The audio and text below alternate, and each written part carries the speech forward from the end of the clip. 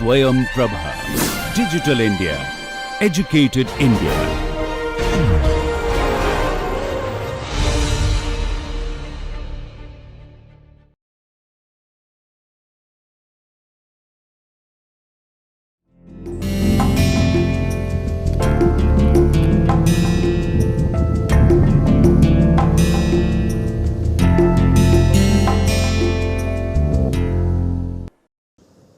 नमस्कार, मैं श्रेष्ठ एक बार फिर से आप सभी का इस लेक्चर सीरीज़ में स्वागत करता हूं। मैं वर्तमान समय में बनारस हिंदू यूनिवर्सिटी के मनोविज्ञान विभाग में एज ए असिस्टेंट प्रोफेसर कार्यरत हूं। हम लोग इस लेक्चर सीरीज़ में ऑर्गेनाइजेशनल बिहेवियर से संबंधित विभिन्न विषयों के बारे में चर्चा कर रहे हैं। हम लोगों ने इस लेक्चर सीरीज़ में ऑर्गेनाइजेशनल बिहेवियर से रिलेटेड बहुत से टॉपिक्स जैसे ऑर्गेनाइजेशनल स्ट्रक्चर, ऑर्गेनाइजेशनल बिहेवियर का अर्थ, motivation, leadership, satisfaction, communication, organisational accident, fatigue जैसे काफ़ी विषयों के बारे में चर्चा की। लास्ट के कुछ लेक्चर्स में हम लोगों ने ग्रुप बिहेवियर, ऑर्गेनाइजेशनल कॉन्फ्लिक्ट और ऑर्गेनाइजेशनल कॉन्फ्लिक्ट के रिजोल्यूशन से संबंधित विभिन्न विषयों पर चर्चा की और यह जानने का प्रयास किया कि किस प्रकार से ये विभिन्न कॉन्सेप्ट ऑर्गेनाइजेशनल बिहेवियर में हमें ऑर्गेनाइजेशन में कार्य करने वाले कर्मचारियों की परफॉर्मेंस को, उनके बिहेवियर को समझने में मदद करते हैं और किस प्रकार हम इन सभी कॉन्सेप्ट्स को ऑर्गेनाइजेशन की फंक्शनिंग को प्रॉपरली, स्मूथली फंक्शन करने के लिए, उसकी परफॉर्मेंस को इंक्रीज़ करने के लिए तथा एम्प्लॉयज़ की परफॉर्मेंस को इम्प्रूव करने के लिए इनका प्रयोग या इनकी मदद हम ले सकते हैं। ऑर्गेनाइजेशनल बिहेवियर से संबंधित इसी लेक्चर सीरीज़ में आज हम लोग ऑर्गेनाइजेशनल कल्चर तथा डाइवर्सिटी के बारे में अपनी इस चर्चा को जारी रखेंगे। आज के इस लेक्चर में हम लोग यह जानने का प्रयास करेंगे कि हम ऑर्गेनाइजेशनल कल्चर से क्या समझते हैं, उसका क्या अर्थ है तथा उसके पश्चात हम लोग यह डिस्कस करेंगे कि कल्चरल डाइवर्सिटी का क्या अर्थ है तथा कल्चरल डाइवर्सिटी का हमारी ऑर्गेनाइजेशंस में क्या महत्व है, किस प्रकार हमें ऑर्गेनाइजेशनल कल्चर एवं ऑर्गेनाइजेशनल डाइवर्सिटी की नॉलेज आवश्यक है अपनी ऑर्गेनाइजेशन की प्रॉपर फंक्शनिंग को जारी रखने के लिए, या आप ये कहें कि एक दोनों वेरिएबल्स या कॉन्सेप्ट किस प्रकार हमें ऑर्गेनाइजेशनल बिहेवियर को डीपली अंडरस्टैंड करने में, उसके व्यवहार को समझने में हमारी मदद करते हैं। तो आज के इस लेक्चर को शुरुआत हम लोग ऑर्गेनाइजेशनल कल्चर के अर्थ को समझकर शुरू करेंगे। आज के इस लेक्चर का जो टाइटल है वह है introduction to organisational culture and diversity, अर्थात संगठनात्मक संस्कृति एवं विविधता का परिचय। तो आज के इस लेक्चर को शुरू करने से पहले हम लोग सामान्य शब्दों में यह जानने का प्रयास करते हैं कि हम कल्चर किसे कहते हैं। जब आप किसी से किसी का परिचय पूछते हैं तो वह आपको अपने परिचय में अपने कल्चर का भी रिप्रेजेंटेशन करता है। जैसे यदि मैं किसी व्यक्ति से उसके बारे में पूछूं, उससे जानना चाहूं कि वो क्या है, तो वो अपना नाम, अपनी जॉब, और उसके साथ साथ अपने कल्चर के बारे में भी मुझे बताएगा। जैसे यदि कोई मुझसे पूछे तो मैं उसे अपने बारे में जब बताना शुरू करूँगा तो पहले यदि मैं अपना नाम बताता हूँ तो उसके बाद हो सकता है कि मैं अपनी ऑर्गेनाइजेशन का नाम बताऊँ, अपनी डेजिग्नेशन का नाम बताऊँ, और जब वो मुझसे इसके विषय में और जानकारी प्राप्त करना चाहेगा तो उसके बाद मैं उसे बताऊँ कि मैं किस स्टेट से बिलॉन्ग करता हूँ, किस नेशन से बिलॉन्ग करता हूँ, किस कल्चरल बैकग्राउंड से बिलॉन्ग करता हूँ। आप लोग हमेशा एक दूसरे से बातचीत करते समय इस शब्द का बहुत इस्तेमाल करते होंगे, कहते होंगे कि ये मेरे कल्चरल बैकग्राउंड में है, अर्थात ये मेरे कल्चर में है। आप किसी से पूछते होंगे कि तुम इस प्रकार का व्यवहार क्यों करते हो, तो वो कहता होगा कि नहीं, ये हमारे कल्चर का पार्ट है। जैसे बहुत कॉमनली यदि किसी की आप फूड हैबिट के बारे में जानकारी लेना चाहेंगे या जानकारी आपको होगी और उससे कहेंगे कि आप इस तरह का फूड क्यों खाते हैं, तो वो हो सकता है आपसे बताए कि हमारे कल्चर में या जिस बैकग्राउंड से, कल्चरल बैकग्राउंड से मैं बिलॉन्ग करता हूँ, उस कल्चरल बैकग्राउंड में हम इस प्रकार का ही फूड खाते हैं या इस प्रकार का फूड खाना ही एक्सेप्टेड बिहेवियर है। यदि मैं इस तरह की फूड हैबिट के अलग या डिविएट करके अपने बिहेवियर को शो करूँगा तो मेरे कल्चर के जो बाकी लोग हैं वो या तो मुझे अपने कल्चर से एक्सक्लूड कर देंगे या कहेंगे कि यह हमारे कल्चर के लिए एप्रोप्रिएट नहीं है। आप देखेंगे कि आपके जो मैक्सिमम बिहेवियर्स हैं, ज़्यादातर आपके व्यवहार आपके कल्चर के द्वारा ही डिटरमाइन होते हैं। जैसा हम लोगों ने अभी एग्ज़ाम्पल में फूड कल्चर के बारे में देखा, फूड हैबिट्स के बारे में देखा, उसी तरीके से यदि आप अपनी ड्रेस के ऊपर कंसिडरेशन करेंगे तो आप देखेंगे कि डिफरेंट डिफरेंट कल्चर के डिफरेंट डिफरेंट तरीके के ड्रेस कोड हैं। या इन ड्रेस कोड का क्या अर्थ है कि इस कल्चर में इस तरह के कपड़े पहनना एप्रोप्रिएट माना गया है। उस कल्चर की डिफरेंट डिफरेंट लेयर्स भी होती हैं, डिफरेंट डिफरेंट कॉन्टेक्स्ट होते हैं कि हमारे कल्चर में इस फेस्टिवल पर इस तरह की वेशभूषा धारण की जाती है, या हमारे कल्चर में इस तरह के कॉन्टेक्स्ट में किस तरह के प्लेसेस पर, जैसे कोई रिलीजियस प्लेस है तो वहाँ पर हम लोग इस तरह की वेशभूषा धारण करते हैं और इस तरह का बिहेवियर शो करते हैं। यदि हम किसी रिलीजियस प्लेस पर हैं तो हम इस तरीके का व्यवहार करेंगे, यदि हम किसी रिलीजियस प्लेस पर नहीं हैं तो हमारा बिहेवियर का जो पैटर्न है वो डिफरेंट हो सकता है।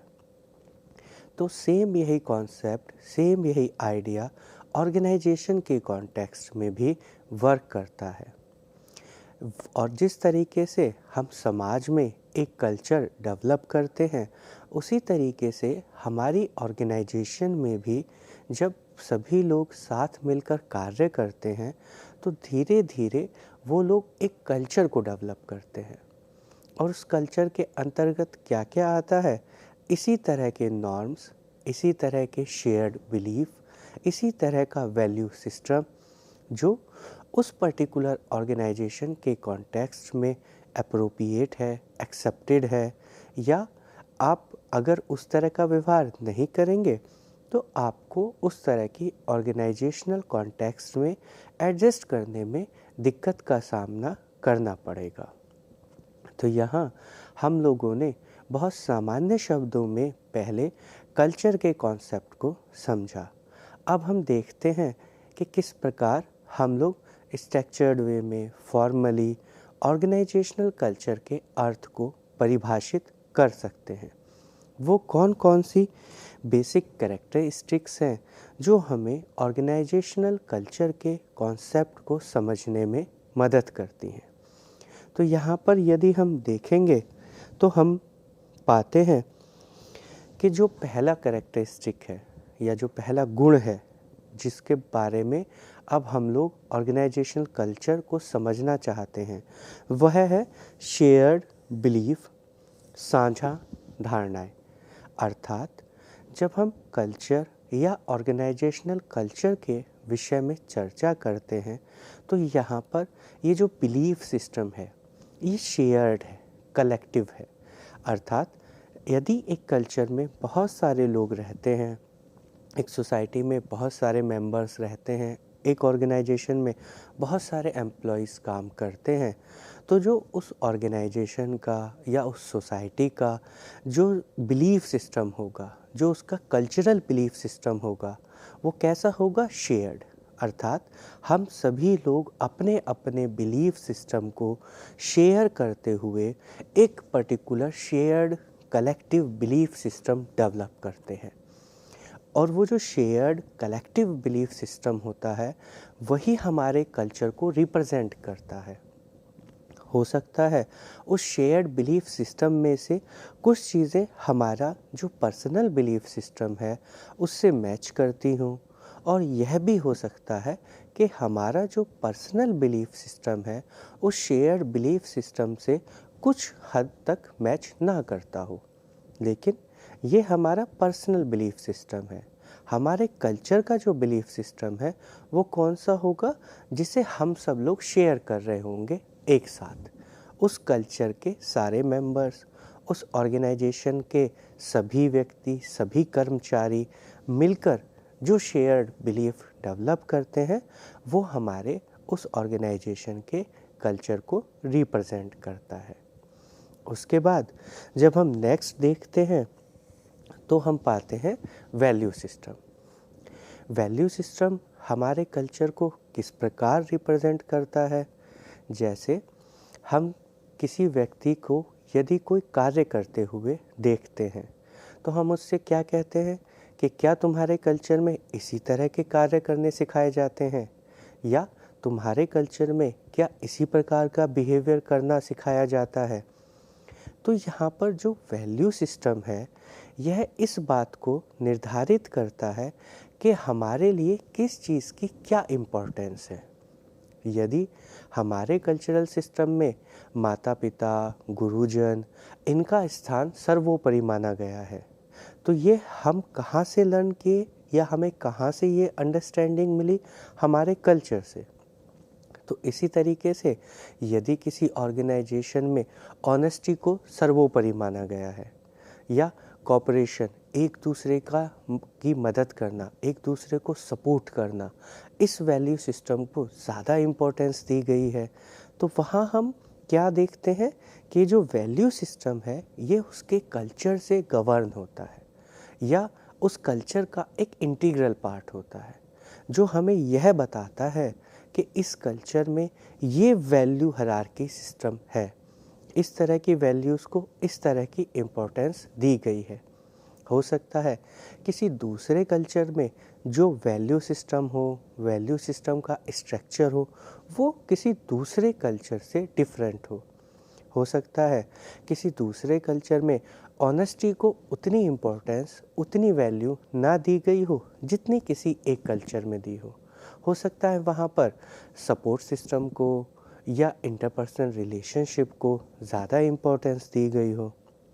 तो टेक्निकली ये जो वैल्यू सिस्टम है यह हमें यह समझाता है कि इस पर्टिकुलर कल्चर में किस किस तरह के बिहेवियर को किस तरह का महत्व दिया गया है। उसके बाद जो नेक्स्ट है वह है नॉर्म्स। नॉर्म्स का क्या अर्थ है? एक स्टैंडर्डाइज वे, अर्थात मानकीयकरण के यहाँ पर ये एक स्टैंडर्डाइज वे है। इस तरह के व्यवहार को हम लोग इस कल्चर का एक नॉर्म इस्टेब्लिश कर दिए हैं कि इस तरह के नॉर्म्स हैं हमारी ऑर्गेनाइजेशन में, या इस तरह का एक स्टैंडर्ड वे है हमारी ऑर्गेनाइजेशन में काम करने के लिए। नॉर्म्स हैं कि यदि 9 बजे ऑफिस खुलता है तो ये हमारी ऑर्गेनाइजेशन का नॉर्म है। यदि आप 9:05 तक आए, लेट हुए 5 मिनट, तो आपका पूरा दिन का जो वर्क है वो नहीं माना जाएगा। या आपकी पूरे दिन की सैलरी कट कर दी जाएगी, या और ड्रेस को लेकर कोई नॉर्म है, या और कोई फूड हैबिट को लेकर नॉर्म है। तो एक नॉर्मेटिव जो बिहेवियर है वो हमारे कल्चर से हमें समझ में आता है, या हम अपने कल्चर से लर्न करते हैं कि किस तरह का एक स्टैंडर्डाइज नॉर्मेटिव बिहेवियर हमें इस कल्चर में रहते हुए या इस कल्चर का पार्ट बनने के बाद शो करना है या रेस्पॉन्स देने हैं।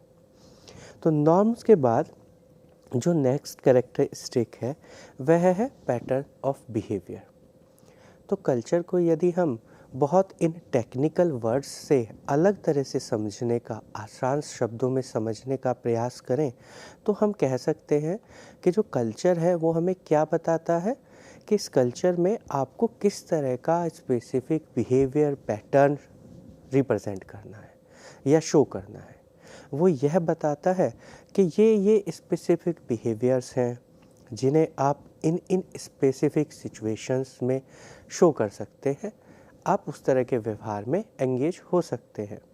लेकिन ये एक दूसरे तरह का पैटर्न है जिसे हमारी ऑर्गेनाइजेशन में या हमारे कल्चर में एक्सेप्ट नहीं किया गया है। तो हमारा कल्चर कॉमनली उस बिहेवियर पैटर्न से डेवलप होता है, और ये जो बिहेवियरल पैटर्न है ये हमारे कल्चर से हम ड्राइव करते हैं। इसके बाद सिस्टम। जो नेक्स्ट गुण है ऑर्गेनाइजेशनल कल्चर या कल्चर को समझने का वो है सिस्टम। अर्थात ये जो पूरा कल्चर है ये एक सिस्टमैटिक रिप्रेजेंटेशन होता है। ऐसा नहीं है कि कोई भी कुछ भी कभी भी आपको लर्न कर रहे हैं। हम बहुत ही सिस्टमैटिकली शेयर्ड बिलीफ या कलेक्टिव बिलीफ्स को कंक्लूड करते हैं। बहुत सिस्टमैटिकली हमारा जो बिहेवियर पैटर्न है उसको हम लर्न करते हैं, और ये जो पूरा कल्चर का प्रोसेस है पूरे एक सिस्टम में चलता है। ऐसा नहीं है कि एक क्योस डेवलप किया हुआ है।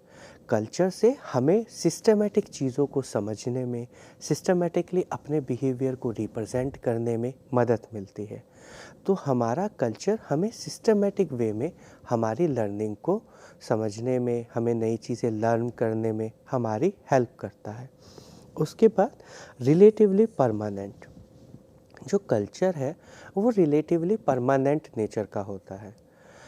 इसका अर्थ यह है कि कल्चर ऐसा नहीं है कि जो अभी है वो 2 दिन बाद बदल जाएगा, 2 साल बाद बदल जाएगा। कल्चर में जब चेंजेस आते हैं तो उन कल्चरल चेंजेस को इनकॉर्पोरेट करने में बहुत समय लगता है। तो जो आज का एग्जिस्टिंग कल्चर है वो रिलेटिवली हमारा स्टेबल होगा। हमारे कल्चरल चेंजेस बहुत जल्दी कम समय में इनकॉर्पोरेट नहीं होते हैं। यदि कोई चीज़ बहुत जल्दी बदल रही है, कोई बिहेवियरल पैटर्न में बहुत जल्दी चेंजेस आ रहे हैं, तो इसका अर्थ यह हो सकता है कि वो जो बिहेवियरल पैटर्न है हमारे कल्चर का एक इंटीग्रेटेड पार्ट ना हो। वो हमारे लिए बस एक बिहेवियर का पैटर्न हो जिसे हमने वहाँ पर रिप्रेजेंट किया। अगर वो हमारे कल्चर का पार्ट है और बिहेवियर पैटर्न को हमें बदलना है तो उसके लिए हमें कल्चरल चेंज इनकॉर्पोरेट करना होगा, जिसके लिए हमें एक लंबे समय तक उस प्रोसेस से गुजरना होता है। उसके बाद सोशलाइजेशन। सोशलाइजेशन क्या है? सोशलाइजेशन वो प्रक्रिया है जिसके माध्यम से कोई भी नया व्यक्ति जब किसी कल्चर में पार्टिसिपेट करता है या किसी कल्चर में एंटर करता है तो वो इस सोशलाइजेशन के प्रोसेस से उस कल्चर की डिफरेंट कैरेक्टरिस्टिक्स, उसके शेयर्ड बिलीफ, उसके वैल्यू सिस्टम के बारे में जानकारी एकत्र करता है और उस जानकारी से धीरे धीरे उस कल्चर के बारे में लर्न करता है। तो सोशलाइजेशन के प्रोसेस में हम लोग किसी नए कल्चर के बारे में या जो हमारा अपना कल्चर है वो भी हमने किस तरीके से लर्न किया होगा, सोशलाइजेशन के प्रोसेस से। जैसे जैसे हमारा डेवलपमेंट हुआ, हमारे साइकोलॉजिकल डेवलपमेंट हुआ, हमारा फिज़िकल डेवलपमेंट हुआ, तो उसी दौरान हमारा सोशलाइजेशन भी हुआ। जाओ हमने अपनी फैमिली से शुरू करके हमने अपनी फैमिली से लर्न किया कि सोसाइटी में किस तरीके से वर्क करते हैं, और जैसे जैसे हमारा इंटरेक्शन हमारी सोसाइटी के दूसरे एलिमेंट्स से और नेक्स्ट लेयर्स के साथ होता रहा, उस तरीके से हम धीरे धीरे सोशलाइजेशन के प्रोसेस में ये पूरे के पूरे शेयर्ड बिलीफ लर्न करते गए। तो सोशलाइजेशन क्या हुआ? वो प्रक्रिया जिसके द्वारा हम लोग दूसरे कल्चर या अपने ही कल्चर के बारे में जो हमने लर्न किया, वो सोशलाइजेशन के प्रोसेस के द्वारा हम लोग लर्न करते हैं। इसको हम लोग किस तरीके से सीखते हैं? सोशल लर्निंग के माध्यम से। अर्थात सोशलाइजेशन एक सोशल लर्निंग के कॉन्सेप्ट पर बेस होता है, जिसमें हम सोसाइटी में इंटरेक्ट करते हैं, दूसरों को ऑब्ज़र्व करते हैं, वहाँ पर रहते हैं और धीरे धीरे उस चीज़ों के बारे में और नई नई चीज़ें सीखते चले जाते हैं। तो यहाँ हम लोगों ने इस स्लाइड के माध्यम से ऑर्गेनाइजेशनल कल्चर के जो डिफरेंट कैरेक्टरिस्टिक्स हैं उनको समझा और उन कैरेक्टरिस्टिक्स के माध्यम से हम लोगों ने ऑर्गेनाइजेशनल कल्चर के अर्थ को समझने का प्रयास किया। अब हम लोग जो डेफिनेशंस हैं, जो और स्कॉलर्स ने डेफिनेशन दी ऑर्गेनाइजेशनल कल्चर के कॉन्सेप्ट को समझाने के लिए, अब हम लोग उन डेफिनेशंस के माध्यम से ऑर्गेनाइजेशनल कल्चर के कॉन्सेप्ट को समझने का प्रयास करते हैं। तो यहाँ पर हम देखते हैं कि निडल ने 2004 में ऑर्गेनाइजेशनल कल्चर को किस प्रकार परिभाषित किया कि जो कल्चर है ऑर्गेनाइजेशन का, वो क्या क्या चीज़ें इंटीग्रेट करता है या उसके अंदर क्या क्या चीज़ें इंक्लूड होती हैं। ऑर्गेनाइजेशन का विज़न, ऑर्गेनाइजेशन का वैल्यू सिस्टम, ऑर्गेनाइजेशन के नॉर्म्स, ऑर्गेनाइजेशन के स्ट्रक्चर, उसका सिस्टम, उसके सिंबल्स, उसकी language, assumptions, belief and habits. तो आप देखते हैं कि इन्होंने भी अपनी डेफिनेशन में ऑर्गेनाइजेशनल कल्चर के जो डिफरेंट एलिमेंट्स हैं, वो एलिमेंट्स जिनके द्वारा हम ऑर्गेनाइजेशनल कल्चर को समझते हैं, ऑर्गेनाइजेशनल कल्चर को रिप्रेजेंट करते हैं, उनके बारे में डिटेल में लिखा। अब हम लोग दूसरी डेफिनेशन देखते हैं। तो यहाँ पर डील और कैनेडी ने किस प्रकार से ऑर्गेनाइजेशनल कल्चर को या कल्चर सिस्टम को डिफ़ाइन किया कि कल्चर क्या है? एक ऐसा सिस्टम है, कैसा? इनफॉर्मल रूल्स का एक ऐसा पर्टिकुलर सिस्टम है जो हमें ये बताता है कि मोस्ट ऑफ द टाइम जो इंडिविजुअल्स हैं वो किस प्रकार का बिहेवियर शो करेंगे। अब हम एक और डेफिनेशन देखते हैं। यह हमें बताता है हैगबर्ड और हैफिट्स की डेफिनेशन में कि जो कल्चर है वो ड्राइव करता है। ड्राइव का क्या अर्थ है? वो हमें गाइड कर रहा है, हमें बता रहा है किसके बारे में? कि ऑर्गेनाइजेशन और उसके एक्शंस के बारे में। तो हमें ये गाइड करेगा कि किस किस प्रकार ये ऑर्गेनाइजेशन है और किस प्रकार की इसकी एक्टिविटीज़ हैं। ये कुछ इस तरीके से कार्य करता है जैसे कि ऑपरेटिंग सिस्टम। जैसे आप कंप्यूटर है, कंप्यूटर में आप देखेंगे कि डिफरेंट ऑपरेटिंग सिस्टम्स होते हैं और जो कंप्यूटर की फंक्शनिंग है ये किससे निर्धारित होती है कि वो जो कंप्यूटर है किस तरह के ऑपरेटिंग सिस्टम पर वर्क कर रहा है। तो वो जो ऑपरेटिंग सिस्टम है वही एक ड्राइवर के फॉर्मेट में, एक गाइडेंस के फॉर्मेट में उस पूरे के पूरे सिस्टम को हमें समझाता है या उस तरह का फंक्शन करता है। ये और क्या गाइड करता है कि एम्प्लॉय कैसे सोचते हैं, कैसे एक्ट करते हैं और कैसे फील करते हैं। तो ये हमारे थॉट प्रोसेस को, हमारी एक्टिविटीज़ को, हमारे एक्शंस को और हमारी फीलिंग्स, हमारे इमोशंस को भी गाइड करता है या ये गाइड करता है कि किस प्रकार से इस ऑर्गेनाइजेशन में या इस कल्चर में रहने वाले लोग हैं, उनका क्या थॉट प्रोसेस है, उनका क्या एक्टिविटीज़ हैं, किस प्रकार की एक्टिविटीज़ का पैटर्न है और किस प्रकार के इमोशंस को वो लोग डिस्प्ले करते हैं। तो हमने यहाँ लास्ट स्लाइड में और इस स्लाइड में ऑर्गेनाइजेशनल कल्चर के अर्थ को, उसकी डिफरेंट कैरेक्टरिस्टिक्स को डिटेल में डिस्कस किया। अब हम लोग ऑर्गेनाइजेशनल कल्चर के मीनिंग को समझने के बाद जो नेक्स्ट है कि ऑर्गेनाइजेशनल कल्चर के कौन कौन से एलिमेंट्स हो सकते हैं या कौन कौन से एलिमेंट होते हैं, उनके बारे में अपने इस डिस्कशन को कंटिन्यू करेंगे। तो यहाँ पर हम लोग इस स्लाइड में देख सकते हैं कि चैटमैन और जैन ने 1994 में ये 7 ऐसे एलिमेंट या तत्व बताए किसके ऑर्गेनाइजेशनल कल्चर के। इन एलिमेंट्स के माध्यम से हम लोग क्या समझ सकते हैं, किसी भी ऑर्गेनाइजेशन का जो कल्चर है, उसका जो कल्चरल पैटर्न है, ये एलिमेंट हमें उस ऑर्गेनाइजेशन के कल्चरल पैटर्न को समझने में हमारी मदद करते हैं। तो यहाँ हम देखते हैं कि जो पहला उन्होंने एलिमेंट बताया वह है इनोवेशन। यहाँ इनोवेशन का क्या अर्थ है? इनोवेशन का अर्थ है क्रिएटिव होना, इनोवेटिव होना, नए नए आइडियाज़ को इनकॉर्पोरेट करना। न्यू आइडियाज़ से अगर कोई प्रॉब्लम है तो उस प्रॉब्लम के सॉल्यूशन के लिए नए नए आइडियाज़ देना। तो इनोवेशन क्या हुआ? एक ऐसा एलिमेंट हुआ जहाँ पर हम लोग किस तरह के कल्चरल बिलीफ या वैल्यू सिस्टम को कॉर्पोरेट कर रहे हैं, इनोवेटिव को, क्रिएटिव को, न्यू आइडियाज़ को। तो ये क्या एलिमेंट हुआ? एक फर्स्ट एलिमेंट हुआ। उसके बाद जो सेकंड एलिमेंट इन लोगों ने प्रपोज किया वो है स्टेबिलिटी। स्टेबिलिटी का यहाँ पे क्या अर्थ है कि जो सिस्टम है, जो रूल्स हैं, जो रेगुलेशंस हैं, वो वहाँ पर उनमें जो स्टेबिलिटी है उसको इम्पोर्टेंस देते हैं।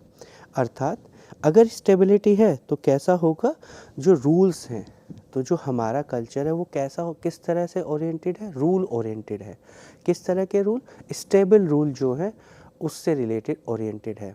तो यहाँ पे जो होगा हमारा बिहेवियर कैसा हो सकता है? प्रेडिक्टिव। क्यों? क्योंकि हमारे कुछ फिक्स रूल्स हैं और जो हमारा कल्चर का एलिमेंट है वो किस पे फोकस कर रहा है? स्टेबिलिटी पे। तो हम किस तरह का बिहेवियर शो करेंगे? उन रूल्स को, उन एग्रीमेंट्स को फॉलो करते हुए। तो हमारे जो बिहेवियर पैटर्न होगा, उस कल्चर के लोगों का जो बिहेवियर पैटर्न होगा वो कैसा होगा? ज़्यादा प्रेडिक्टिव ज़्यादा होगा। उसके बाद जो थर्ड है वो है ओरिएंटेशन टुवर्ड पीपल। तो ओरिएंटेशन टुवर्ड पीपल का क्या अर्थ है कि यहाँ पर जो ह्यूमन वैल्यूज़ हैं जैसे फेयरनेस, जस्टिस, सपोर्ट, इन सब ह्यूमन वैल्यूज़ को ज़्यादा फोकस किया गया है। अर्थात इस तरह के ये जो एलिमेंट है क्या रिप्रेजेंट कर रहा है कि यहाँ पर ह्यूमन वैल्यूज़ को ज़्यादा इम्पोर्टेंस दी गई है, जस्टिस के कॉन्सेप्ट को ज़्यादा इम्पोर्टेंस है, या इनजस्टिस है तो उसे अवॉइड किया जा रहा है। ह्यूमन वैल्यू हैं जैसे अगर कोई किसी को डिस्क्रिमिनेट कर रहा है तो उसको अवॉइड किया जाएगा। तो यहाँ पर हमारा ओरिएंटेशन पीपल ओरिएंटेड या ह्यूमन वैल्यू ओरिएंटेड रहता है इस एलिमेंट में। उसके बाद रिज़ल्ट ओरिएंटेशन। तो रिज़ल्ट ओरिएंटेशन कैसा होता है? जहाँ पर हम लोग ऑब्जेक्टिव्स जो हमारे होते हैं उनका जो अकम्प्लिशमेंट है, अर्थात रिज़ल्ट क्या आया, माना हमारा ये एक ऑब्जेक्टिव है और उस ऑब्जेक्टिव को पूरा करना, पूरा कब करेंगे हम लोग? जब हमें रिज़ल्ट मिलेगा। कब? जब हमने उन्हें अचीव किया। तो यहाँ पर ये एलिमेंट रिज़ल्ट को ज़्यादा फोकस करता है, ऑब्जेक्टिव के अकम्प्लिशमेंट को ज़्यादा फोकस करता है। उसके बाद ईजी गोइंगनेस, ये किस तरह का एलिमेंट है? जहाँ पर आप देखते हैं कि बहुत रिलैक्स, ठीक है, सब ठीक है, कोई दिक्कत नहीं है। तो यहाँ पे ज़्यादा फोकस किसको हो रहा है? रिलैक्सेशन को, स्ट्रेस फ्री एनवायरनमेंट को। आपको बहुत ज़्यादा स्ट्रेस नहीं लेना है। इस एलिमेंट में आप स्ट्रेस फ्री, रिलैक्स जो कंपोनेंट्स हैं उनको रखते हैं। उसके बाद अटेंशन टू डिटेल, ये किस तरह का है? जिसमें आप बहुत बारीकी से चीज़ों को एनालाइज करते हैं। डिटेल टू डिटेल, मतलब अगर कोई चीज़ आपके सामने है तो आप उसे बस यूं ही ऑब्ज़र्व नहीं करते हैं, बहुत माइन्यूटली आप उसकी छोटी छोटी डिटेल्स को एनालाइज करते हैं, एग्ज़ामिन करते हैं। तो इस तरह के एलिमेंट में एनालिटिकल, बहुत बारीकी से माइन्यूटली किसी चीज़ को एग्ज़ामिन करना, वो कंपोनेंट्स इस्टेब्लिश होते हैं। उसके बाद नेक्स्ट है कोलैबोरेटिव ओरिएंटेशन। तो इस ओरिएंटेशन में किस चीज़ का फोकस होता है? Group oriented. जैसा हम लोगों ने लास्ट के कुछ लेक्चर्स में डिस्कस किया कि जो ग्रुप है वो किस प्रकार से एज ए टीम वर्क करता है, एज ए ग्रुप वर्क करता है। तो यहाँ पर हम लोगों का क्या ओरिएंटेशन होगा इस एलिमेंट में? Work in A team, work in A group. तो जो इंडिविजुअल परफॉर्मेंस है उसको कम, लेकिन जो ग्रुप की परफॉर्मेंस है उस पर हम लोग यहाँ पर ज़्यादा फोकस करते हैं। तो यहाँ पर इस स्लाइड के माध्यम से हम लोगों ने जो चैटमैन और जैन ने ये 7 एलिमेंट्स किसके विषय में बताए, ऑर्गेनाइजेशनल कल्चर के विषय में। तो इस स्लाइड में हम लोगों ने उन 7 डायमेंशंस को समझने का प्रयास किया। अब हम लोग आगे की स्लाइड में क्या और समझेंगे, फंक्शंस ऑफ ऑर्गेनाइजेशनल कल्चर, अर्थात कि जो ऑर्गेनाइजेशनल कल्चर है इसके क्या क्या कार्य हैं, ये हमें हमारी ऑर्गेनाइजेशन में किस किस तरह से हेल्प करता है, किस किस तरह के काम को करने में मदद करता है, या इसका क्या योगदान है हमारे ऑर्गेनाइजेशनल बिहेवियर में। तो जैसा सोसाइटी में कल्चर हमें हेल्प करता है बहुत सारी फंक्शनिंग को अंडरस्टैंड करने में, ये समझने में कि किस तरह का बिहेवियर हमें यहाँ पर शो करना चाहिए या किस तरह का बिहेवियर हमें यहाँ शो नहीं करना चाहिए, किस तरह के व्यवहार से हम इस ग्रुप का पार्ट हो सकते हैं, या किस तरह का बिहेवियर पैटर्न हमें रखना चाहिए जब हम अपने कल्चर को रिप्रेजेंट कर रहे हों। तो जिस प्रकार से कल्चर हमें गाइड करता है सोसाइटी में, उसी प्रकार हमारा ऑर्गेनाइजेशनल कल्चर हमें गाइड करता है हमारे ऑर्गेनाइजेशनल बिहेवियर को, हमारे एम्प्लॉयज़ के बिहेवियर को। तो यहाँ अब हम लोग एक एक करके जो ऑर्गेनाइजेशनल कल्चर के फंक्शंस हैं उन्हें डिटेल में डिस्कस करेंगे। तो इसमें पहला है work as a glue. Work as a glue का क्या अर्थ है कि जो कल्चर है यही हमें आपस में जोड़ता है। कल्चर का हमने एक पहला क्या कैरेक्टरिस्टिक डिस्कस किया था, शेयर्ड बिलीफ। तो वो जो शेयर्ड बिलीफ हैं वो क्या कर रहे हैं, हमें एक दूसरे के साथ मिलजुल कर जोड़ रहे हैं। हम यदि किसी एक ही कल्चर से बिलोंग करते हैं तो आप देखेंगे कि वो जो कल्चर है उसकी वजह से हम एक दूसरे के साथ जुड़ जाते हैं। जैसे यदि आप अभी इस देश से बाहर जाएं, किसी और कंट्री में रहने लगें, तो आप देखेंगे कि आपके यदि कंट्री का या आपके कल्चरल बैकग्राउंड का कोई व्यक्ति वहाँ पर आता है तो आप उसके साथ एक अटैचमेंट फील करते हैं, एक जुड़ाव फील करते हैं। उसी के साथ साथ यदि आप किसी एक ग्रुप का, सोसाइटी का हिस्सा हैं, तो सोसाइटी से आपको कौन जोड़ रहा है, आपके इंटरपर्सनल रिलेशंस। लेकिन वो कितने लोगों से होंगे, बहुत लिमिटेड लोगों से। यदि मैं एक ऑर्गेनाइजेशन में काम करता हूँ तो मैं अपनी ऑर्गेनाइजेशन के बहुत ही लिमिटेड लोगों से इंटरेक्ट करता हूँ। किन लोगों से, जिनसे मेरा रेगुलर कोई काम पड़ता है या जिनके साथ मैं मिलकर किसी काम को पूरा करता हूँ। लेकिन मेरी ऑर्गेनाइजेशन का जो कल्चर है वो मुझे मेरी ऑर्गेनाइजेशन से और मेरी ऑर्गेनाइजेशन के बाकी मेंबर्स से जोड़ता है। तो यदि मैं बाहर कहीं जाता हूँ और मुझे पता चले कि ये मेरी ही ऑर्गेनाइजेशन में काम करते हैं, तो वो जो कल्चर है वो दोनों को मिलाने का कार्य करता है। तो यहाँ पर हम लोगों ने देखा कि किस प्रकार ऑर्गेनाइजेशन हमारे एम्प्लॉयज़ में एक यूनिफाइड वे, मतलब जो एक यूनिटी की फीलिंग डेवलप करता है। उसके बाद गाइड, जैसा हम लोगों ने डेफिनेशंस में भी देखा था, कल्चर हमें क्या डिस्क्रिप्शंस देता है, गाइड करता है। उसकी जो डिस्क्रिप्शंस हैं कल्चर की, वो हमें गाइड करती हैं कि इस डिफरेंट कॉन्टेक्स्ट में, इन डिफरेंट सिचुएशंस में, इन डिफरेंट स्टिमुलस के लिए आपको किस प्रकार का बिहेवियरल रेस्पॉन्स देना है। तो यदि इस समय मेरे सामने कोई प्रॉब्लम हो कि मुझे कोई नई चीज़ देखनी पड़े या कोई नई प्रॉब्लम मेरे सामने आ जाए, तो मेरा कल्चर क्या करेगा, मुझे गाइड करेगा कि इस कॉन्टेक्स्ट में, इस प्रॉब्लम के समय या इस प्रॉब्लम से सिमिलर जो कॉन्टेक्स्ट हैं, सिमिलर जो प्रॉब्लम्स हैं, उसमें किस तरीके से व्यवहार कर सकते हैं। ये एक पर्टिकुलर पैटर्न है, इस बिहेवियर को आप यहाँ पर इनकॉर्पोरेट कर सकते हैं। तो यहाँ पे क्या हुआ, मेरे कल्चर ने मुझे गाइड किया एक स्पेसिफिक तरह के बिहेवियर पैटर्न को रिप्रेजेंट करने में या उस तरह के बिहेवियर में एंगेज होने में। तो यहाँ पर मुझे क्या हेल्प मिली, अब मुझे यहाँ पर ज़्यादा सोचना नहीं पड़ा, ज़्यादा डिफ़िकल्टी नहीं हुई। क्या हुआ, मुझे गाइडेंस मिली और उसी के अकॉर्डिंगली मैंने अपना बिहेवियर शो किया। अब चूँकि वो बिहेवियर मेरे कल्चर से मुझे ड्राइव हुआ है तो उसका एक्सेप्टेंस भी होगा, क्योंकि वो उसी कल्चर के शेयर्ड बिलीफ हैं। बाकी लोग भी मेरे उस बिहेवियरल पैटर्न को एक्सेप्ट कर लेंगे। उसके बाद नेक्स्ट क्या फंक्शन है हमारे कल्चर का?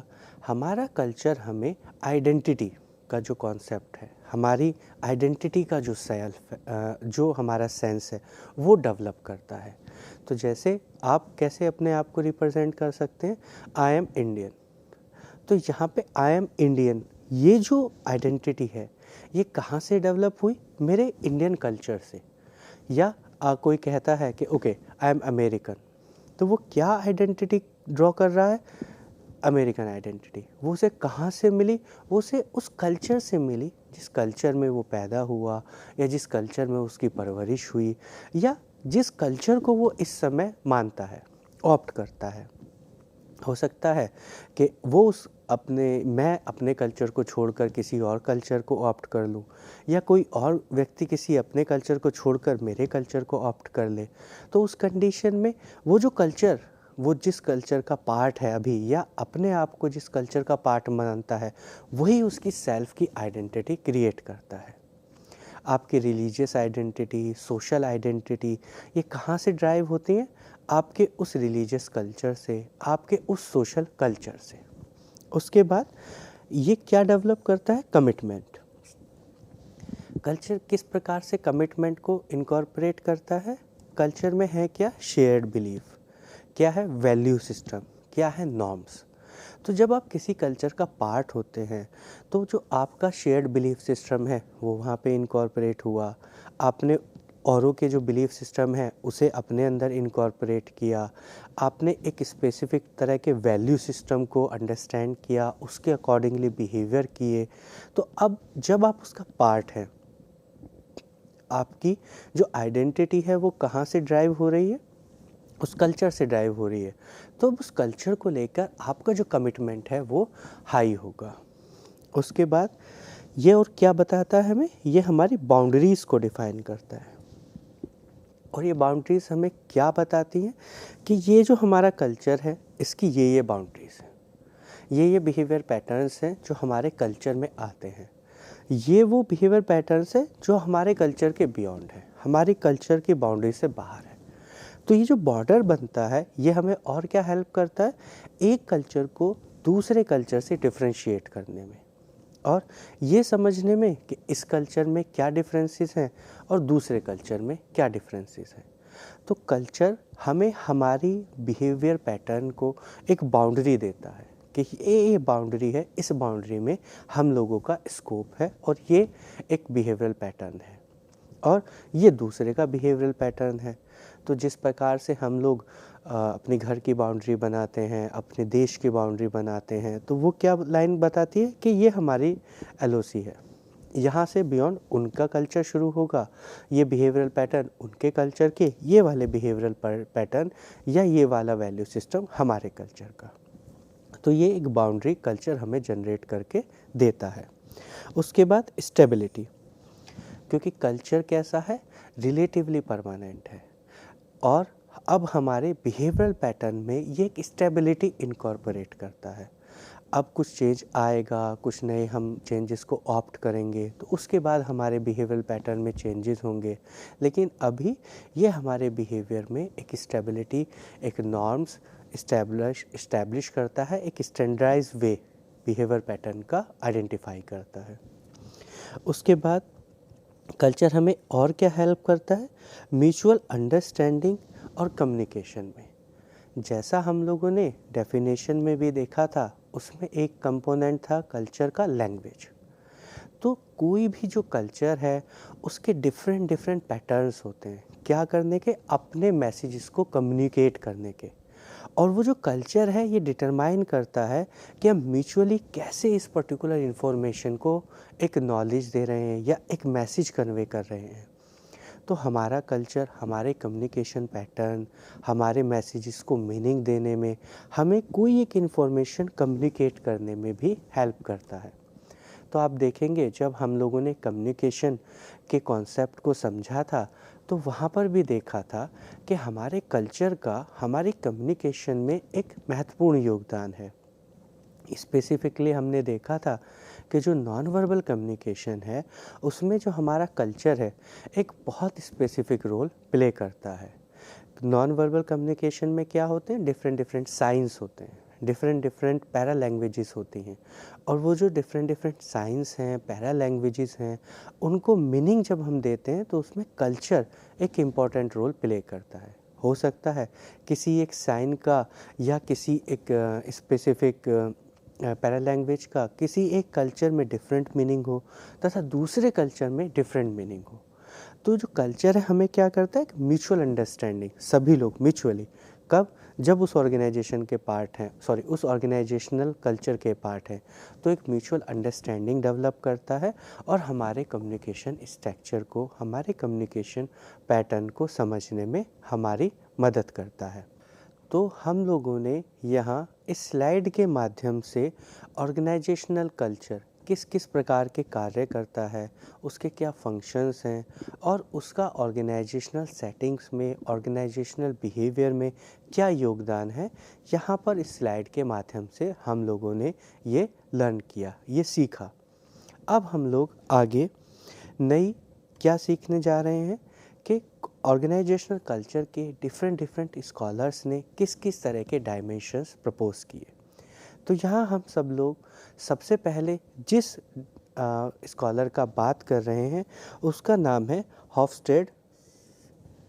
इन्होंने 1980 में ऑर्गेनाइजेशनल कल्चर के डिफरेंट डिफरेंट डायमेंशंस दिए। इन्होंने बहुत सारे कल्चर्स पर स्टडी की, बहुत सारे रिसर्चेस को समझा और उसके बाद ये कुछ फॉलोइंग जो डायमेंशंस अब हम डिस्कस करेंगे वो सजेस्ट किए या आप कह सकते हैं प्रपोज किए। तो अब हम देखते हैं कि इन्होंने ऑर्गेनाइजेशनल कल्चर का जो पहला डायमेंशन प्रपोज किया वो है पावर डिस्टेंस।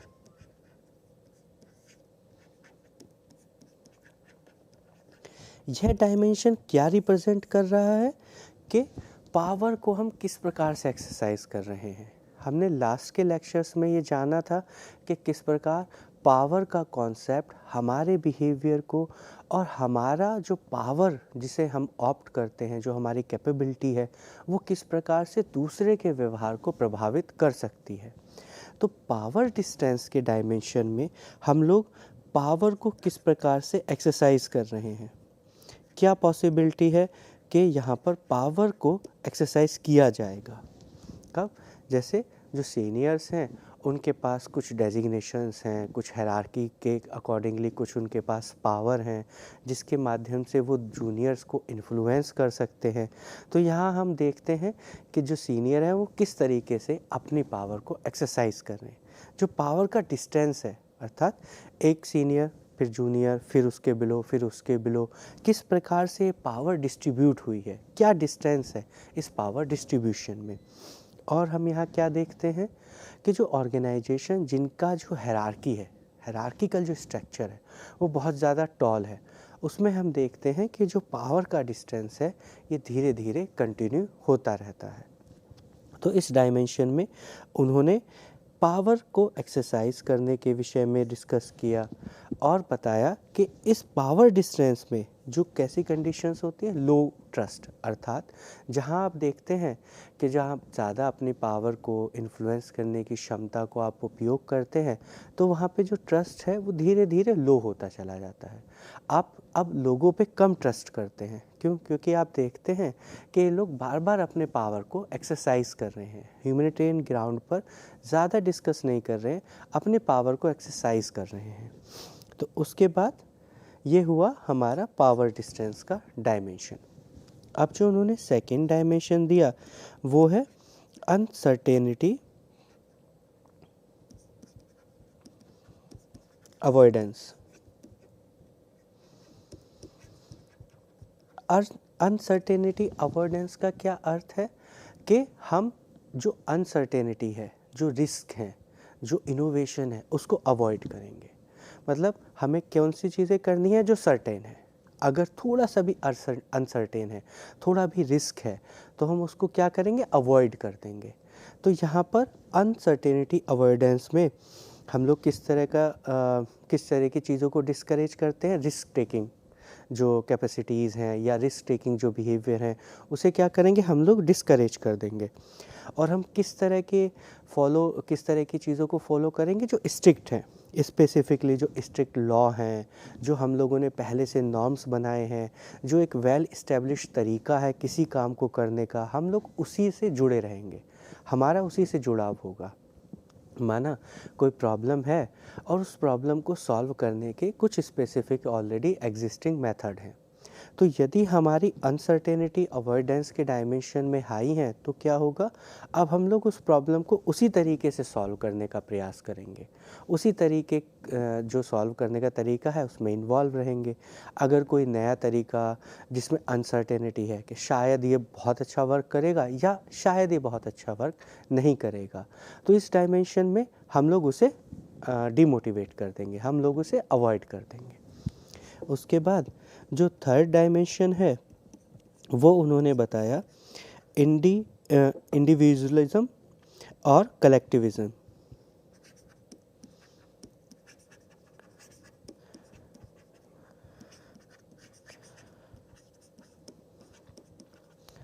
यहाँ पर हम देखते हैं जो इंडिविजुअलिस्टिक कल्चर होता है वो किस पे ज़्यादा फोकस करता है, खुद पर, अपने परिवार पर, अपने सेल्फ इंटरेस्ट पर, अपने सेल्फ ऑब्जेक्टिव्स पर। और जो कलेक्टिविस्ट होते हैं या कलेक्टिव कल्चर होता है वो किस पर ज़्यादा फोकस करते हैं, कलेक्टिव वर्क पर, ग्रुप पर, लॉयल्टी पर, कलेक्टिव एफर्ट्स पर। तो जो इंडिविजुअलिज्म का डायमेंशन है वो इनिशिएटिव, पर्सनल जो ऑब्जेक्टिव्स हैं उन पे ज़्यादा फोकस करता है, उनको ज़्यादा एक्सेप्ट करता है। और जो कलेक्टिविस्टिक हैं वो लोग कमिटमेंट को, ग्रुप कमिटमेंट को वो लोग ज़्यादा इम्पोर्टेंस देते हैं या उनका उसमें ज़्यादा योगदान होता है। तो यहाँ हमने देखा कि किस प्रकार इन्होंने ये 3 डायमेंशंस हमें बताए। इन 3 डायमेंशंस के अतिरिक्त उन्होंने एक और डायमेंशन प्रपोज किया, वो डायमेंशन है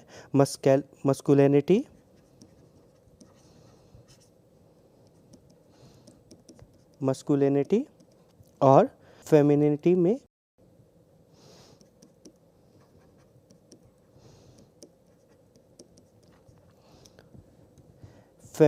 में हम लोग क्या फोकस करते हैं, कोऑपरेशन को। हम लोग किसको ज़्यादा फोकस करते हैं, शेयर करने को, केयर करने को, क्वालिटी ऑफ लाइफ को। तो यदि ये कल्चर है तो क्या होगा, जो हमारे जेंडर डिफरेंसेस के रोल हैं उनमें जो डिस्क्रिपेंसी होगी, जो उनमें डिफरेंसेस होंगे वो कैसे होंगे, लो होंगे। अर्थात मेल और फीमेल का जो रोल है सोसाइटी में या कल्चर में वो कैसा होगा, एक जैसा होगा, उनमें जो डिफरेंसेस होंगे कम होंगे। और मैस्कुलिनिटी का जो अगर कल्चर है उस कॉन्सेप्ट में या उस कंसिडरेशन में क्या ज़्यादा होगा, मनी, पावर, इस पर ज़्यादा फोकस होगा, मटेरियलिस्टिक जो थिंग्स हैं उन पे ज़्यादा होगा। और जो जेंडर का रोल है वो बहुत ज़्यादा डिफ्रेंशिएट इस्टेब्लिश होगा।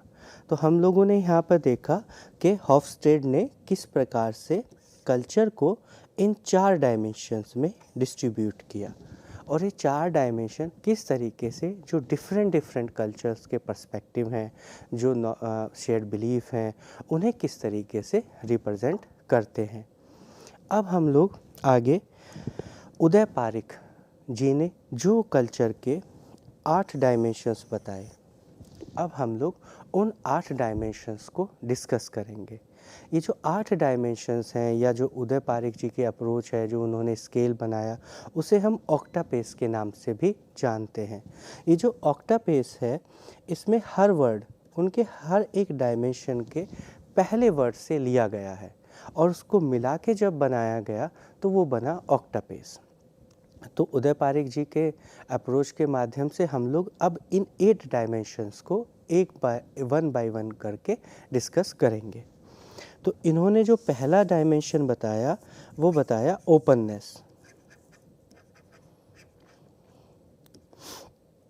ओपननेस का क्या अर्थ है कि यहाँ पर हम लोग किस पे फोकस कर रहे हैं कि जो हमारी शेयरिंग है वो ओपन है, यदि मेरे अंदर कोई फीलिंग है, मेरे अंदर कोई सेंटिमेंट है, मेरे अंदर कोई इमोशन है, तो मैं क्या कर सकता हूँ, ओपनली अपने ग्रुप मेंबर से, बाकी लोगों से शेयर कर सकता हूँ। यहाँ पे हिडन फीलिंग्स का, मैं कुछ चीज़ें छुपा लिया, कुछ चीज़ें मैंने बताई, उसकी प्रोबेबिलिटी लो है। या मुझे अगर किसी से कोई प्रॉब्लम है, कोई कॉन्फ्लिक्ट है या कोई डिसएग्रीमेंट है, तो क्या है, मैं इजीली, बहुत ही कंफर्टेबल जोन में अपने उन फीलिंग्स को, अपने उन इमोशंस को दूसरे लोगों के साथ शेयर कर सकता हूँ। तो यहाँ पे जो शेयरिंग है इमोशंस की, इंफॉर्मेशन की, वो काफ़ी ज़्यादा है। इसीलिए इसे क्या कहा गया, ओपननेस। ओपन है चीज़ें शेयर करने के लिए, कोई किसी की चीज़ का ज़्यादा बुरा नहीं मानेगा, आपने शेयर किया है तो उसको एक्सेप्ट करेगा और कोशिश करेगा कि उसमें जो वो चेंजेस ला सके। उसके बाद जो दूसरा है वो है कन्फ्रंटेशन।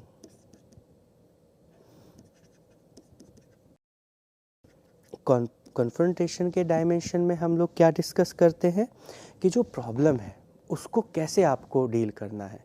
क्या आपको उस प्रॉब्लम को कन्फ्रंट करना है, फेस करना है, या उस प्रॉब्लम को छोड़ देना है, उस प्रॉब्लम को उसको अवॉइड करना है।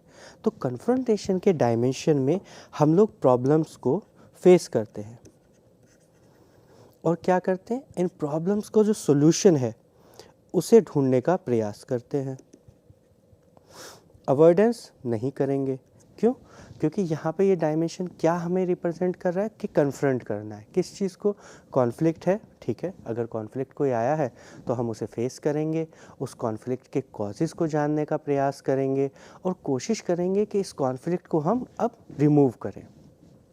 जो इनका थर्ड डायमेंशन है वो क्या होगा, ट्रस्ट।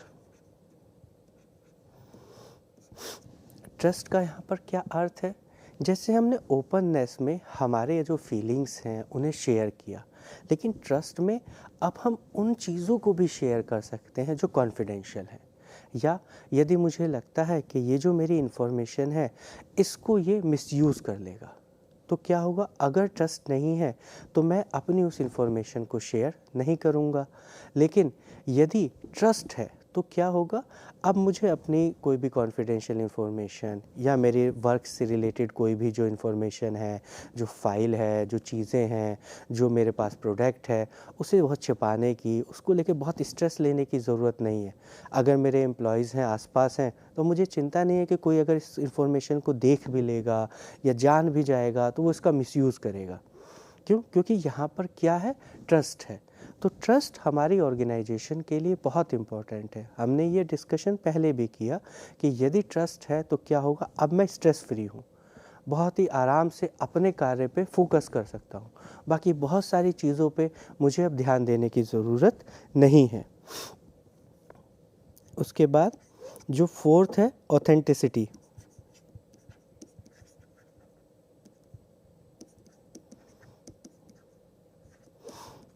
ऑथेंटिसिटी का क्या अर्थ है कि चीज़ें ऑथेंटिक हैं। आप कैसे किस चीज़ को ऑथेंटिक कहते हैं, जैसे आप कहें कि हाँ ये बहुत अच्छी मिठाई बनाता है, ऑथेंटिक मिठाई बनाता है, तो उसका क्या अर्थ है कि जो ये मिठाई है जिसमें जो जो इंग्रेडिएंट्स होने चाहिए, जो जो कंटेंट्स होने चाहिए, उसमें प्योर वही इंग्रेडिएंट्स हैं। आप किसी व्यक्ति को कैसे बोलते हैं कि नहीं वो बहुत ऑथेंटिक पर्सनैलिटी है, कब, जब वो बात कह रहा हो और वही काम कर रहा हो। लेकिन यदि आप देखें कि ये कहता कुछ और है, करता कुछ और है, तो आप क्या कहेंगे, नहीं यार वो बहुत ऑथेंटिक बात नहीं करता है, कहेगा कुछ और, करेगा कुछ और, उसकी बात आज कुछ और है, कल कुछ और होगी। तो ऑथेंटिसिटी के कॉन्सेप्ट में जो जैसा है, जो जो वर्ड्स हैं, वो हम लोग वैसे ही बिहेवियरल कंपोनेंट में इनकॉर्पोरेट करते हैं, तो उसे हम क्या कहते हैं, ऑथेंटिसिटी। उसके बाद जो फिफ्थ है वो है प्रोएक्टिविटी। यहाँ प्रोएक्टिविटी का क्या अर्थ है कि हम चीज़ों को लेकर पहले से प्रोएक्टिव हैं, हम पहले से तैयार हैं, हम अभी आगे का जो फ्यूचर है, जो फ्यूचर में हो सकता है कुछ प्रॉब्लम आए, उसके लिए अभी से प्लानिंग कर रहे हैं। तो प्रोएक्टिव लोग कौन से होते हैं, जो आसपास की चीज़ों को स्कैन करते हैं, आसपास की जो इन्फॉर्मेशन है उसे स्कैन करते हैं और उसी के अकॉर्डिंगली खुद को प्रिपेयर करते हैं। किसके लिए, कि अगर ये प्रॉब्लम आएगी तो ठीक है, हम प्रोएक्टिवली इस प्रॉब्लम को फेस करेंगे। कुछ लोग कैसे होते हैं, वो लोग वेट करते रहते हैं, ठीक है प्रॉब्लम आएगी तो देखा जाएगा, आएगी तब देखेंगे। लेकिन प्रोएक्टिव कौन है, वो हमेशा तैयार रहते हैं किस चीज़ के लिए, कि जो भी प्रॉब्लम है, जो भी कॉन्फ्लिक्ट है, जो भी इश्यूज़ हैं, हम उन्हें डील करेंगे। उसके बाद 6th डायमेंशन, ऑटोनॉमी। ऑटोनॉमी का क्या अर्थ है, फ्रीडम, कुछ हद तक फ्रीडम। ऑर्गेनाइजेशन में हम लोगों को पूरी फ्रीडम नहीं दे सकते कि हर व्यक्ति यदि पूरी फ्रीडम रहेगा, वो अपने डिसीज़न खुद लेंगे, तो ऑर्गेनाइजेशन की फंक्शनिंग में डिस्टरबेंस होगा। लेकिन हम लोगों को उनके जो स्किल्स हैं, जो उनकी कैपेसिटीज़ हैं, उनके हिसाब से उनको कुछ एक्सटेंट तक, टू सम एक्सटेंट, कुछ हद तक जो डिसीज़न उनके वर्क से रिलेटेड हैं, जो उनकी वर्क के फंक्शंस से रिलेटेड हैं, उनको लेने का अधिकार दे देते हैं। ऐसा नहीं है कि मुझे यदि कोई कार्य करना है, उसमें कोई इशू आया तो अब मुझे बार बार अपनी हायर अथॉरिटीज़ के पास जाना है, उसे परमिशन लेनी है। अगर ये मेरी स्किल्स और मेरी कैपेसिटी के अंदर है और मैं इसको अच्छे से डील कर सकता हूँ, तो एक हद तक मेरे पास ये ऑटोनॉमी है कि इससे रिलेटेड जो डिसीजंस है वो मैं खुद ले लूँगा, और जो वर्क है वो जब भी उसी समय वो प्रॉब्लम सॉल्व हो जाएगी और वो कार्य कंप्लीट हो जाएगा। यहाँ पर जो 7th डायमेंशन है वो है कोलैबोरेशन। कोलैबोरेशन का क्या अर्थ है, कोलैबोरेशन का अर्थ है ग्रुप में काम करना। तो यहाँ पर ये डायमेंशन किस चीज़ को रिप्रेजेंट कर रहा है, यहाँ पर ये डायमेंशन रिप्रेजेंट कर रहा है ग्रुप परफॉर्मेंस, ग्रुप एफर्ट और कमिटमेंट, टुगेदरनेस, टीम वर्क। इसके बाद जो नेक्स्ट डायमेंशन है वो आ रहा है एक्सपेरिमेंटेशन।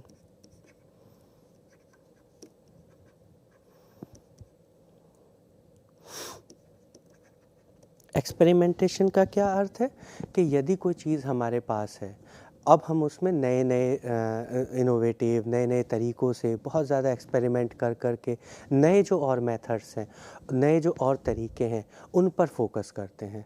तो ये डायमेंशन हमें न्यू चीज़ों को, नई चीज़ों को, नए तरीक़ों को ईजाद करने में हमारी हेल्प करता है। तो यहाँ पर हम लोगों ने उदय पारिक जी द्वारा दिए गए जो 8 डायमेंशन है, जिसे हम लोग ऑक्टापेस भी कहते हैं, उसके बारे में डिस्कशन किया। अब हम लोग आगे जो नेक्स्ट कॉन्सेप्ट है कल्चरल डाइवर्सिटी, उसके बारे में डिस्कशन करेंगे। तो जैसा अभी तक हम लोगों ने डिस्कस किया कल्चर के बारे में, तो हमने देखा कल्चर हमें क्या बता रहा है कि किस तरह के नॉर्म्स हैं, किस तरह का वैल्यू सिस्टम है, और ये भी बता रहा है कि हर कल्चर की अपनी अपनी बाउंड्रीज़ हैं, और एक कल्चर दूसरे कल्चर से डिफरेंट हो सकता है, और बहुत हद तक एक कल्चर दूसरे कल्चर से डिफरेंट भी होता है। तो जब हम लोग एक ऑर्गेनाइजेशन के कल्चर को डेवलप कर रहे हैं, तो उस ऑर्गेनाइजेशन में कौन काम करने आ रहा है, डिफरेंट कल्चरल बैकग्राउंड से आने वाले लोग। तो अगर वो डिफरेंट कल्चरल बैकग्राउंड से आ रहे हैं, तो वो क्या होगा, उनका सोशलाइजेशन एक बार अपने कल्चर को लेकर हो चुका है, उनके अपने बिलीफ हैं, अपने नॉर्म्स हैं, अपने वैल्यू सिस्टम हैं। ऑर्गेनाइजेशन में जो दूसरा व्यक्ति आ रहा है, उसके अपने डिफरेंट नॉर्म्स हैं, अपनी डिफरेंट आइडियोलॉजी है, अपने डिफरेंट स्टैंडर्डाइजेशन है। अब जब वो ऑर्गेनाइजेशन में मिलजुल कर एक साथ काम करेंगे, तो होगा क्या, अगर ऑर्गेनाइजेशन में बहुत ज़्यादा डिफरेंसेस हैं, तो बार बार क्लैशेस होंगे। तो ऑर्गेनाइजेशन में यदि क्लैशेस होंगे तो क्या होगा, कॉन्फ्लिक्ट जनरेट होगा, और ऑर्गेनाइजेशन क्या नहीं चाहती है कि कॉन्फ्लिक्ट ना हो ऑर्गेनाइजेशन में। तो उस चीज़ को रिमूव करने के लिए या उस चीज़ को दूर करने के लिए हमें क्या करना होगा, जो कल्चरल डाइवर्सिटी है, अर्थात जो डिफरेंट है, विविधता है कल्चर्स में, उसे क्या करना है, ओन करना है, एक्सेप्ट करना है, उसे मैनेज करना है, जिससे कि हमारी जो ऑर्गेनाइजेशन है वो डिफरेंटली ना कॉन्फ्लिक्ट में फंसे, बल्कि उसकी जो फंक्शनिंग है वो प्रॉपर वे में होती रहे। तो आजकल के समय में आप देखेंगे कैसा ज़माना है, ग्लोबलाइजेशन का, अर्थात आपकी जो कंपनी है, आपकी जो ऑर्गेनाइजेशन है, वो उसमें डिफरेंट जगह से, डिफरेंट कल्चर बैकग्राउंड से लोग आ रहे हैं, काम कर रहे हैं। इसके साथ साथ आपका जो प्रोडक्ट है वो कहाँ सेल हो रहा है, डिफरेंट कल्चर्स में सेल हो रहा है। तो आपका जो कस्टमर बेस है वो भी कैसा है, डिफरेंट कल्चरल बैकग्राउंड से आने वाला है। तो तो अब आपको क्या करना है, आपके प्रोडक्ट जो हों वो किस चीज़ को ना हर्ट करें, किसी के कल्चरल जो नॉर्म्स हैं, जो कल्चरल सेंटिमेंट्स हैं, उनको हर्ट ना करें। आपकी अगर ऑर्गेनाइजेशन में कोई एक डिफरेंट कल्चर से व्यक्ति काम कर रहा है, तो आपकी ऑर्गेनाइजेशन का जो कल्चर है वो इस तरह का ना हो कि उसके जो कल्चरल सेंटिमेंट्स हैं उन्हें हर्ट करे। आप कॉमनली देखेंगे भी कि यदि ऑर्गेनाइजेशन में कोई ऐसी एक्टिविटी होती है या ऐसा कोई प्रोडक्ट होता है जो किसी कल्चर को सेंटिमेंट्स को हर्ट करता है, तो उस प्रोडक्ट को, उस ऑर्गेनाइजेशन को बहुत ज़्यादा लॉसेस फेस करने पड़ते हैं। ऐसा क्यों हुआ? क्योंकि हमने जो कल्चरल डाइवर्सिटी के कॉन्सेप्ट को इग्नोर किया। तो होगा क्या, अब हमें जो इसके कॉन्फ्लिक्ट हैं, जो इसके नेगेटिव आउटकम्स हैं, वो हमें फेस करने होंगे। तो हमें क्या करना है, कल्चरल डाइवर्सिटी को मैनेज करते हुए, ओन करते हुए, अपने ऑर्गेनाइजेशनल के कल्चर में डिफरेंट कल्चर्स के जो नॉर्म्स हैं, जो वैल्यू सिस्टम है, उनके लिए अलग अलग स्पेस तैयार करना है और दूसरे की कल्चर डिफरेंसेस को रेस्पेक्ट करनी है, ताकि वो आपकी ऑर्गेनाइजेशन में प्रॉपरली फंक्शन कर सके।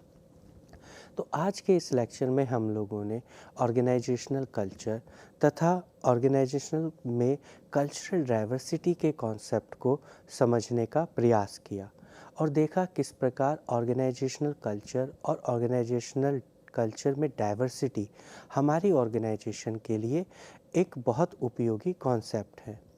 तो आज के इस लेक्चर में बस इतना ही। आगे के लेक्चर्स में हम लोग ऑर्गेनाइजेशनल बिहेवियर से रिलेटेड और अन्य विषयों के बारे में अपनी इस चर्चा को जारी रखेंगे। आज के इस लेक्चर में हमारे साथ जुड़े रहने के लिए आप सभी का बहुत बहुत धन्यवाद। आपका दिन शुभ हो। Thank you.